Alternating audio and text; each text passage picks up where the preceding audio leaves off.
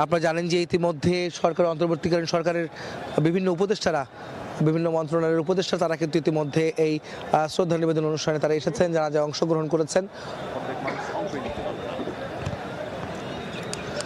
আমরা দেখছি বিএনপি মহাসচিব মির্জা ফখরুল ইসলাম আলমগীর, স্থায়ী কমিটির সদস্য নজরুল ইসলাম খান এবং সিনিয়র যুগ্ম মহাসচিব বিএনপির রুহুল কবির রিজভী আহমেদ, তিনিও কিন্তু এসেছেন এই জানাজা অনুষ্ঠানের এখানে। তারা অপেক্ষায় আছেন কখন মরদেহ আনা হবে বেগম জিয়ার, এবং তারপরে সরকার প্রধান অন্তর্বর্তীকালীন সরকারের প্রধান উপদেষ্টা ডক্টর মোহাম্মদ ইউনূস আসবেন।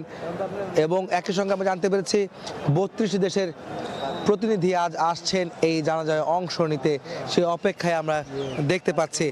আপনারা জানেন যে বিএনপি চেয়ারপারসন বেগম খালেদা জিয়া গতকাল ভোর 6টায় তিনি ইন্তেকাল করেছিলেন। রাজধানীর এভারকার হাসপাতালে চিকিৎসা গ্রহণ করা অবস্থায় চিকিৎসাধীন অবস্থায় তিনি কিন্তু মারা যান।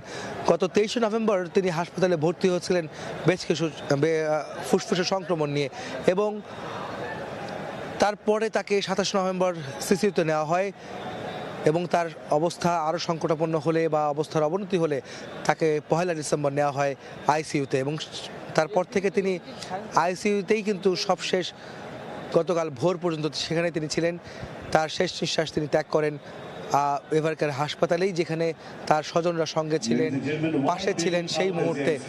আপনারা জানেন যে বেগম খালেদা জিয়ার যে চিকিৎসা ব্যবস্থা, তার মেডিকেল বোর্ডের সদস্যরা কিন্তু দীর্ঘদিন যাবত তার চিকিৎসা দিয়ে এসেছিলেন, কিন্তু সেটি পর্যাপ্ত পরিমাণ হয়েছে কিনা সে বিষয়ে চিকিৎসকরা বলছিলেন যেই সময়টা আসলে বেগম খালেদা জিয়া অসুস্থ হচ্ছিলেন, বিভিন্ন রোগে আক্রান্ত হচ্ছিলেন, সেই সময়টায় যদি সঠিক চিকিৎসা দেওয়া যেত তাহলে হয়তো বেগম জিয়া আরও বেশ কিছুদিন, আরও অনেক দিন এই বাংলার বুকে থাকতেন, বাংলার মানুষের কাছে থাকতেন, বাংলার মানুষের ভালোবাসায় তিনি সিক্ত হতেন।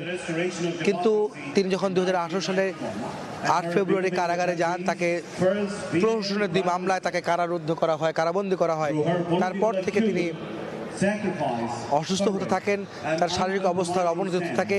সেই সময় থেকে তাকে যদি সঠিক সময় সঠিক চিকিৎসা দেওয়া যেত তাহলে হয়তো বেগম খালেদা জিয়া তিনি হয়তো আরও বেশি দিন বাঁচতেন, এবং আজকে শেষ পরিণতি যার যেই ফুসফুসের সংক্রমণ, তার হার্টের যে সংক্রমণ এবং লিভারের যে সংক্রমণ ছিল, সেই বিষয়গুলি আরও আগেই হয়তো সমাধানযোগ্য ছিল, কিন্তু সঠিক সময় সেই চিকিৎসা না দেওয়ার কারণে সেই সমাধান না হওয়ায় তার আজ এই পরিণতি, এবং তাকে গতকাল ভোরে দুনিয়ার মায়া ত্যাগ করে, এই মানুষের ভালোবাসা ত্যাগ করে তাকে চলে যেতে হয়েছে পরকালে।